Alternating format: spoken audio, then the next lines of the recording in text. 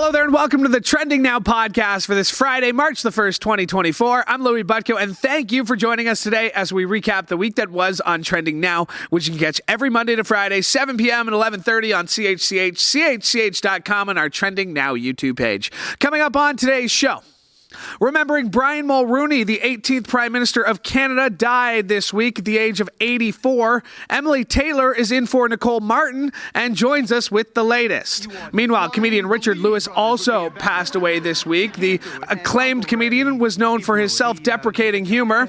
Recently, he also starred alongside Larry David in Curb Your Enthusiasm. Manesa Dhanabalan joins us with more. And where in the world is Carmen Sandiego? Actually, where in the world is Kate Middleton? Conspiracy theories are running wild after she was last seen in public on Christmas Day of 2023. Laura Sebben has that story and more before we say goodbye. But we start with Emily Tayler, who's in for Nicole Martin as the host. And I will say I was in for Nicole Martin as the host for the last few weeks. That's where this show has been.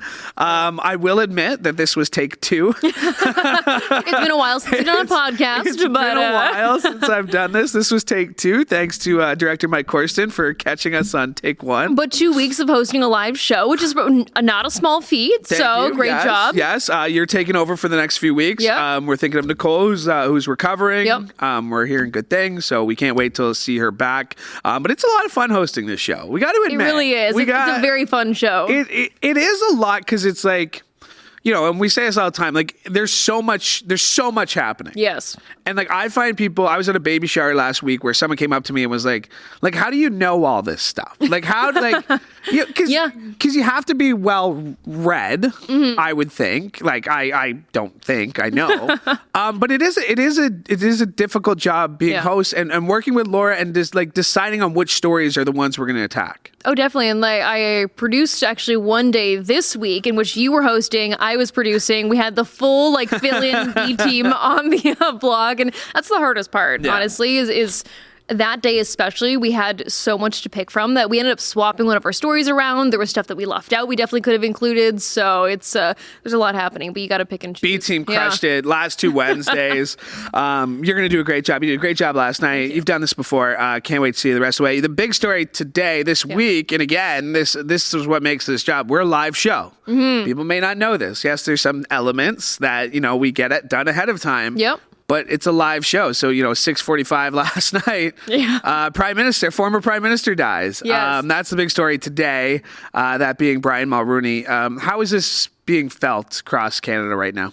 Yeah, we're seeing a lot of politicians make their statements either last night or today, really saying that he was just a very genuine, charismatic person who cared so deeply about his causes, right? And even well into his older age and past the point where he was prime minister, he was still very involved in trade negotiations, the environment, the things that he worked on when he was prime minister and then just, kept it going.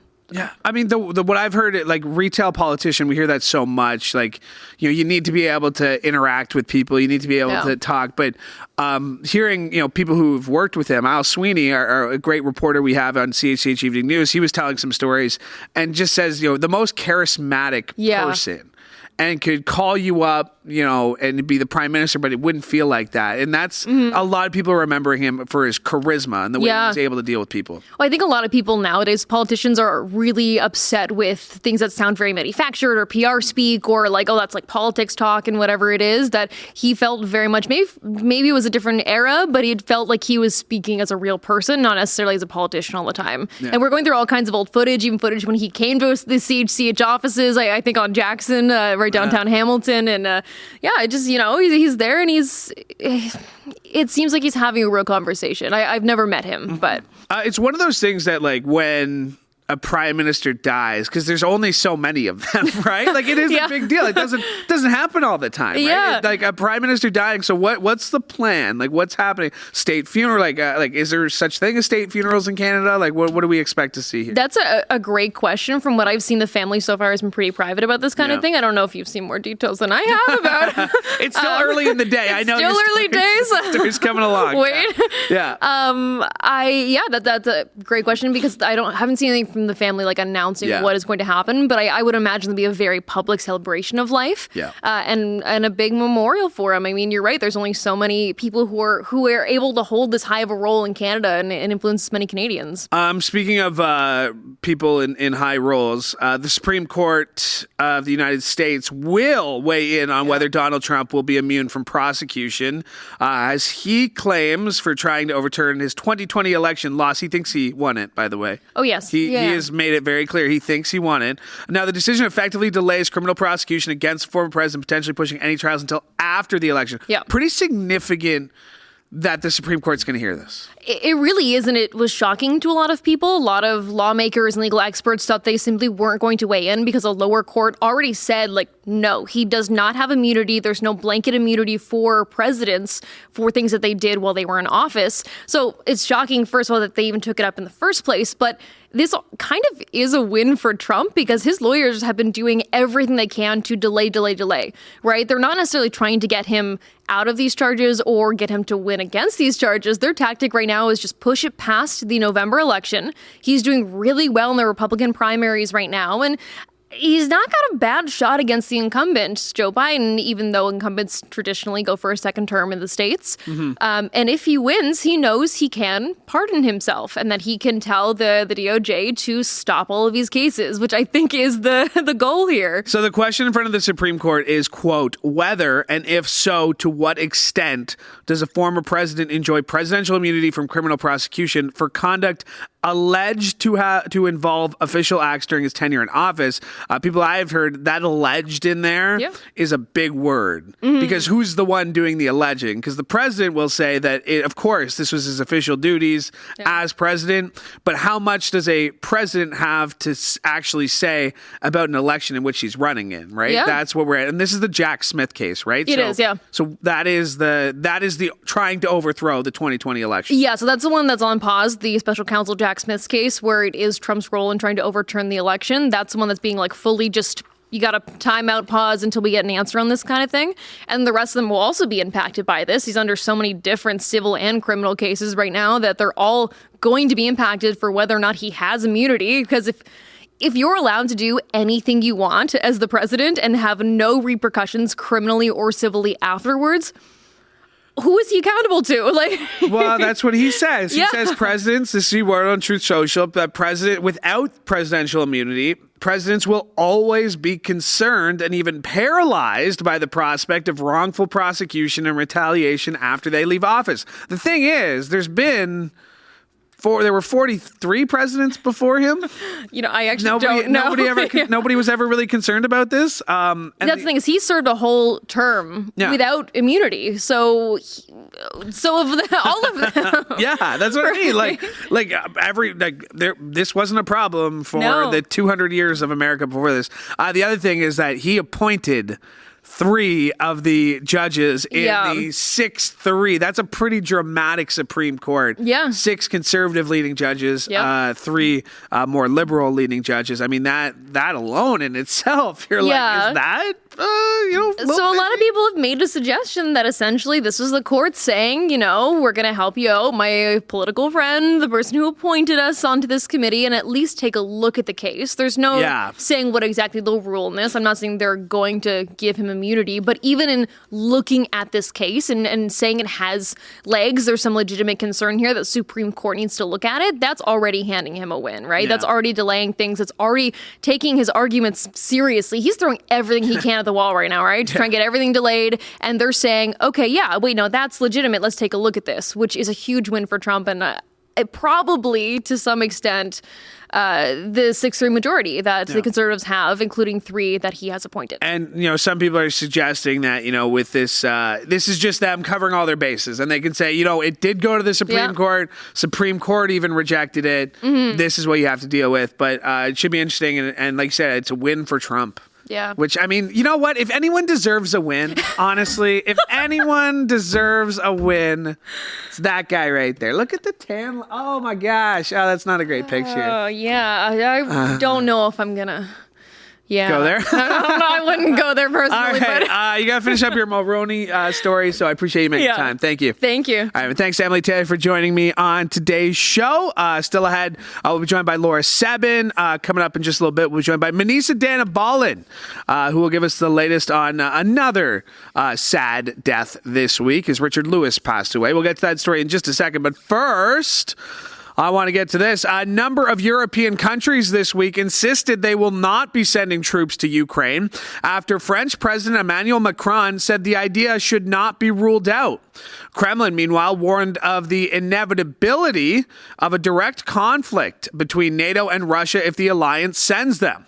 Now, this all comes as U.S. President Joe Biden met with congressional leaders, warning them of dire consequences if Ukraine didn't get $60 billion in additional military aid. Now, like I said, world leaders across the world, German Chancellor Olaf Scholz says will not be sending troops. Polish President Donald Tusk also rejected the idea while calling on other European countries to step up their monetary and ammunition support. A Kremlin spokesperson speaking after Macron's remarks said the very fact of discussing the possibility of sending certain contingents to Ukraine from NATO countries is a very important new development. In that case, we would need to talk about the probability, not about the probability, but about the inevitability, referring to direct conflict with NATO members. U.S. also, denied that they would be sending troops into Ukraine as well. So still something to watch with Emmanuel Macron saying that kind of stuff. Sad news in the world of comedy. As a man who brought lots of laughs over the past decade, Richard Lewis passed away this week after suffering a heart attack. The acclaimed comedian was known for his self-deprecating humor. Recently also starred alongside Larry David in Curb Your Enthusiasm. Manesa Dhanabalan was on this story, and I will throw you under the bus here. You admitted... No. No, you just asked You're not doing this to me again. This is going to be Cher all over again. I refuse. You just asked me if I thought he was funny. That's what I was going to say. You asked me if I thought he was funny, and I said yes. Curb Your Enthusiasm is my type of humor. I've seen every episode, even up until the one that aired on Sunday. But yeah, you not really your humor though. I mean, I did have to kind of chuckle just a couple times though watching some of his stuff. You had a couple of when he talked about like when he's on his bike, his stationary bike, and he like looks into the rearview mirror and he gets stressed. I could like feel the fear and the panic and the anxiety. And so it did make me laugh. So maybe I just wasn't like, I didn't have enough time to actually really like watch his shows. Right. So I guess I couldn't really. Yeah. Curb Your Enthusiasm. Like I said, it's one of my favorite shows. Larry David, who of course is his co-star on that, but also his friend, they have a connection that goes back their entire lives, basically. Yeah. They were born in the same hospital 3 days apart. And quote, Richard Lewis said that Larry David hit him with his mom's umbilical cord. That made me laugh. There you go. That made me laugh. This one was sad. This one was I think this happened Wednesday. And a couple people in the newsroom who know Richard Lewis, big fans of Curb Your Enthusiasm, was just like one of those things. Obviously, he had Parkinson's. He wasn't doing well. He was open about his struggles with alcoholism and drugs throughout his career as well. Just sad news. So I know. It's sad. So let's move on to something fun, because people may have noticed they haven't seen you in the last few weeks. Yes, I was in Europe. Not just not on Trending Now, but you weren't on the air at all on CHCH. You went away for a few weeks. I went away for 2 weeks. I went to Europe. So I went to France for 3 days. I did London for 5 days. And the Netherlands just like 1 day. Or something like that. And then I came back. And we did stop by Germany. Just how do you stop by Germany? Because one of my cousins, so my cousin lives on near the border, between Netherlands and Germany. Okay. So and then his older brother who moved out lives in Germany. Because it's literally just 30 minutes apart, right? So we did stop by. What that has to be a bit of a culture shock where another country, like, I mean, here in like, where our area, yeah, the US is like 30 minutes away, but to be able to like transverse Europe in like a week, what was that like? Like, had you ever been? Like, was this your first time? It was crazy because like me and Alex were literally already, because like we went from London and then we took a nap at home. And then after that, we like got up and then me and my cousin and like his dad, we all drove to Netherlands. And then after that, we were there, we stayed that night, and then we were going to my cousin's house in like Germany. And then after that, we stopped by Belgium because gas was cheaper there. And it was just like literally 15 minutes. To hit all these countries. Within an hour, we were literally in Netherlands, Germany, Belgium, back in Netherlands again. Within an hour. That's amazing. So I was like, what the hell? Like here, it's like, sorry. for us to, you can say that. You can say that. Okay. I mean, you might get in trouble from, if your mom listens for saying that, because you're not allowed cursing. But that's because it's like, for us to get to Toronto, it's a pain in the ass, right? Like, it's like, God, I don't want to go to Toronto. Like, I'm going to be stuck in traffic. Like, let's just not go. Yeah. Like, it's just a different world out there. What was the favorite part of your trip? Okay, so Alex, it was my fiance's first time in France. Like, I've been there 3 times, right? Mm-hmm. So we went there and like, we wanted to take him to the Eiffel Tower, but then we all were like so drunk and hungover that it took us so long to get ready. And we checked out a bunch of other things, and then we went to the Eiffel Tower last. And by the time we got there, the lights were turned off, and you couldn't even see the Eiffel Tower. It was so dark. It was nighttime, and all you could see is the little like red light at the top. Oh my gosh! I didn't even know they turned off the lights. Yeah, they do. So what time was it? It was 11:40. Oh, yeah. That seems lame. Is it that bright? I guess you wouldn't know with the lights on, right? You didn't see it.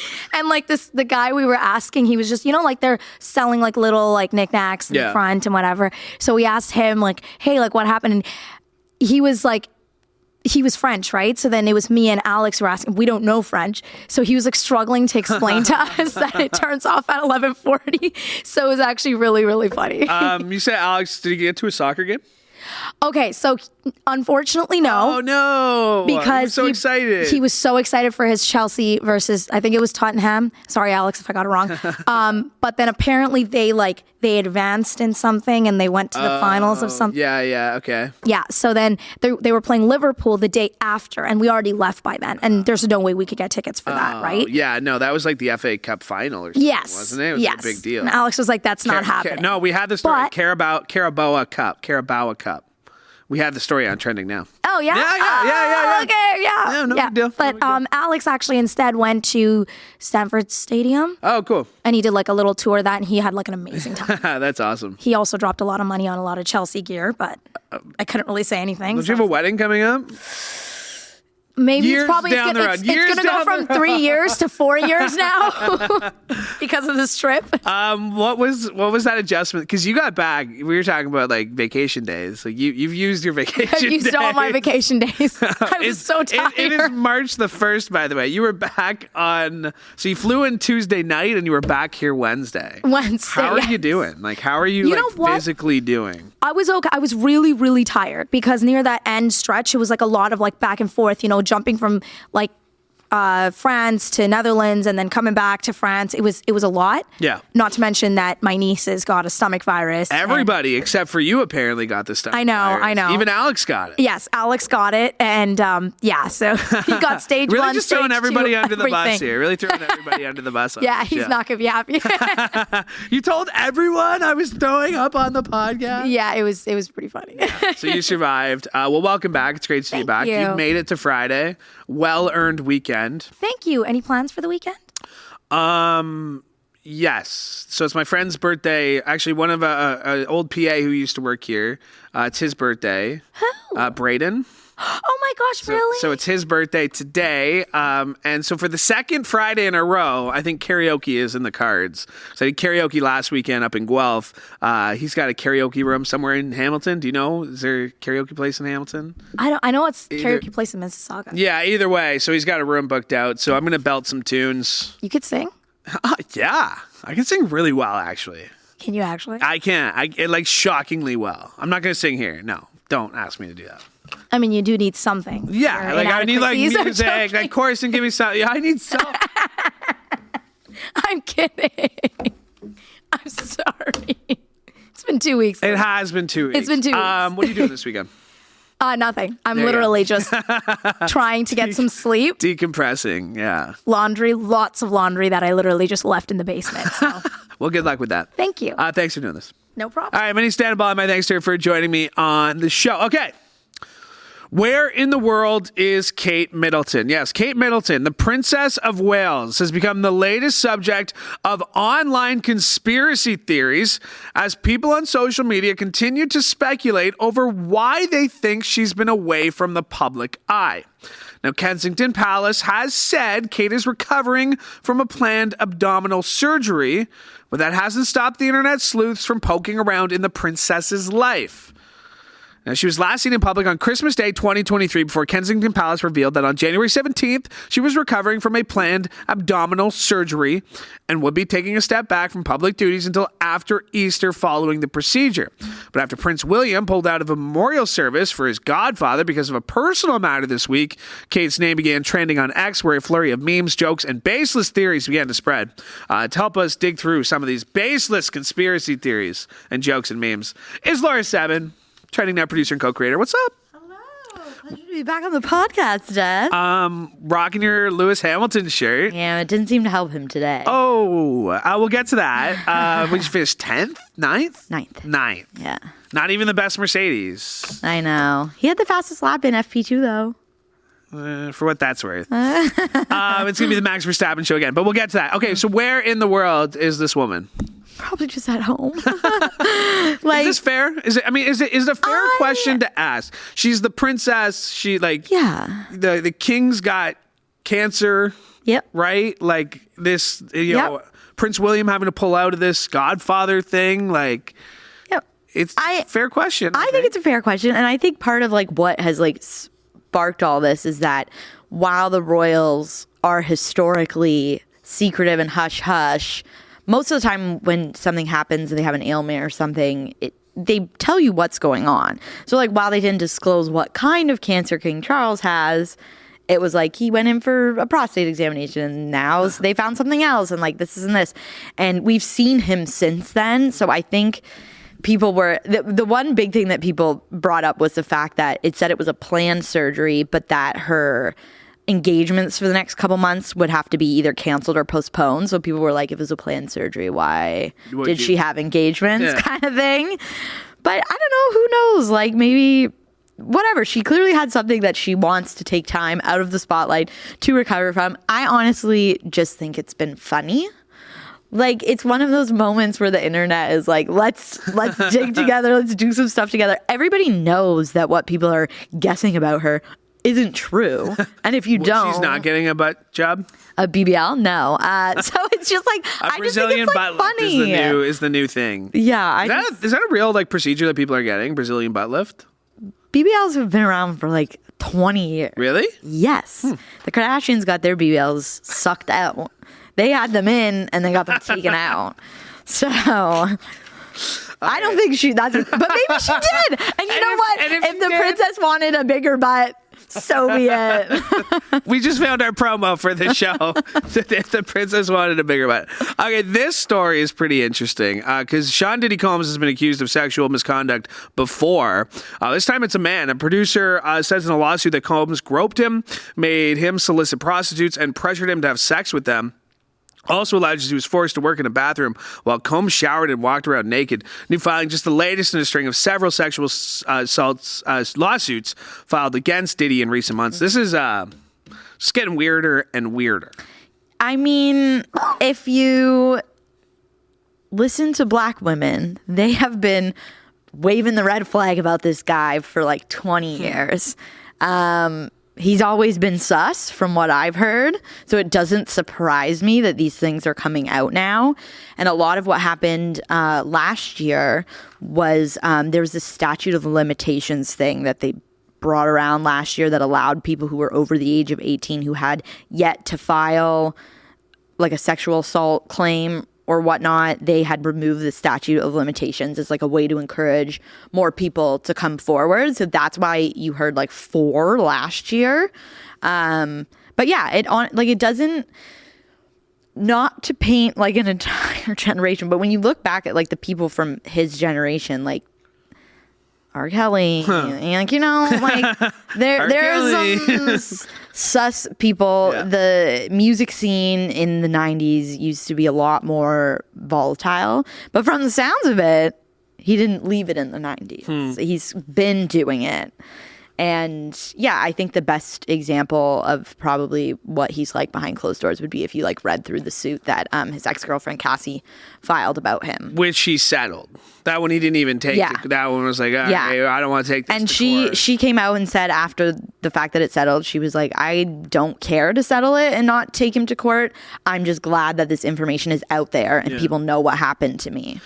This one, like, obviously hit the trends hard this week because it dragged all other celebrities into it, including footnotes describe them as a Philadelphia rapper who dated Nicki Minaj and a Super Bowl performer with a successful Vegas residency.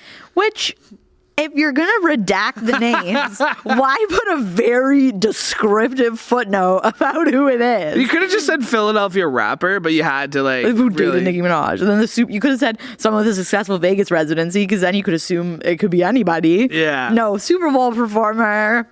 I just think it's so fun. And a lot of people were like calling people out online saying this alleged gay like thing between apparently Meek Mill and Usher and Diddy. No proof, nothing. Were there pictures in the like? No, there was a picture, but it wasn't of these two guys. Okay. It was of another guy who actually got named, Stevie J. Okay. I don't know who that is. I've never heard of him, but he was actually named in the lawsuit. Didn't have redacted with a very. Was it Stevie J, the Kim Kardashian? No, that's Ray J. But no, people were just saying like, this shouldn't be the thing that you're picking up on. It should be the fact that this guy has been accused of sexual assault yet again, and like enough that the last year when Cassie's thing came out, he like lost a lot of business opportunities from it because believe the victim. But there was a funny clip online. I will say the one funny thing that came out of it was somebody made a joke that those footnotes, it was like a Jeopardy question, like who is a Philadelphia rapper who dated Nicki Minaj? Meek Mill. The one thing I think it was a Get Him to the Greek where Diddy kind of plays a fictionalized version of himself. I'm pretty sure. Is that Diddy? Maybe. And I think that's how I kind of always pictured him, that he has kind of always been like a bit of a diva, so to speak. Yeah. Oh, right? He gives that off very much. Let's talk F1. The Bahrain Grand Prix is tomorrow. Mm-hmm. Not a typical day. No, it's because of Ramadan next week in Saudi Arabia, right? Yep. I think. Yep. Max Verstappen will be in the pole position. Is this going to be another Max Verstappen show? How many races did he win last year? Like 16? All but two. So what is that, 18 out of 20? 20 out of 22? Season's 24 now, so his season's getting longer. Yeah. Racers are complaining about that. They say they were already out of gas by the end. And when you actually not to make the pun, but the kilometers that these people go through, right? Not just in the circle, but and it's not to travel. I know people think you're just driving a car. It's not an easy thing to do. Your reaction time, I've seen the videos of them training their neck and then it's 60 degrees 60 70 degrees was in probably your car, Fahrenheit in your car. You're losing up to 3 gallons of sweat in just one race. It's a very taxing, and they do so much outside of the race. Race week, it's not just Friday, Saturday, Sunday. It starts on Thursday, and they're doing media appearances. They're filming silly little fun little videos for us people who like to know them outside of the car. There's so much going on that it's not just we have to complete a couple laps around a circuit. I can see how they would be what the heck is going on? Yeah, the Verstappen thing, I think, is obviously, is he going to dominate again? I went to the car show last weekend, and they had one of his cars, I don't know from when, maybe 2018, but Red Bull had this whole thing. It is pretty crazy seeing these cars up close, because they are, the tires are just like these giant Yeah. freaking rubber thing. Like it's Yeah, not, like, and then it's- you look at where they sit, and you're like, how do they fit in there? Yeah. It's so teeny tiny, and they're very much like almost diagonal, like they're almost lying down. Yeah. So I can't. Like, as somebody who just like normal drives, I like need, like I'll even say Someone who normal drives. like a stupid example. When I play Mario Kart, I'm like, I gotta sit up for this, but they're like lying down. Like, it's a very interesting. I like how you went from when I normal drive Yeah, to when I play Mario Kart. you know. Very, two very different things. Hey, it's like Gran Turismo out here. But I just, like I said, Are you excited for this season? no. Because of Verstappen. The only difference in the grid after qualifying today is that Alpine sucks. Like, apparently their car sucks. They were at the, like, both were. Yeah, at the, and they were fighting for that 19th place spot, like almost ruining the car before the race. I'm like, guys, calm down. You're in last. So just not say, that like, for people serious. who, like, you race the same car. It's the same car. Give or take. They're allowed to make adjustments okay. and modifications. Like, if you look at last season, halfway through the season, McLaren came out and it was like they had a brand new car, and all of a sudden they were super fast and competing for those top spots. So they are within a budget and within, I'm not entirely sure, they have like a limit to what they can actually do. Like, there was a race last season where both Charles Leclerc and Lewis, they got disqualified because of a change made to the floor of their car that apparently was like not cool. It's like 1 centimeter too low or so something. they are constantly fixing that car. And Lewis did bring up a good point last season, because even when he was dominating, he always was trying to come up with new ways to keep F1 fun and keep F1 like more equal, because he has like an interview from back when he was dominating saying, I get it. Like, it's boring to watch the same person come out and win every race, especially when it's not even close. Like last season, Max would get into first and I wouldn't even pay attention to him. It was from second and on, because he was just out there by himself up ahead. And so Lewis had said, like, they should have a cutoff of when you can start working on your car, because obviously Red Bull started working on their car for this season months before anybody else did, because they didn't have to worry about winning the races last season. Yeah. RB now.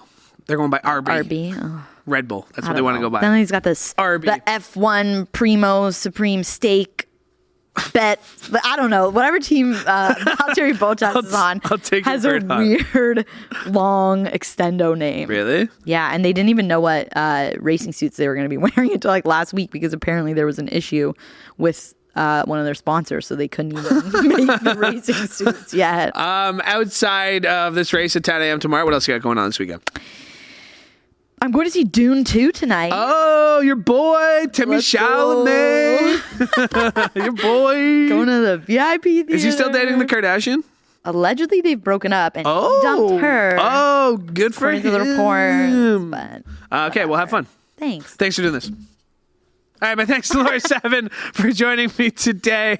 My thanks to Emily Tayler and Manesa Dhanabalan as well. My thanks to Chantal Grillo, who you may notice this new shelf here behind me, so eloquently decorated. That was all her. And my thanks to Mike Corson for directing this show as well. And thank you for tuning in. However you found us, make sure you like and subscribe to CHCH Podcast. But before you do that, make sure you check out all of our Trending Now social media channels at Trending Now CHCH on X and YouTube and TikTok.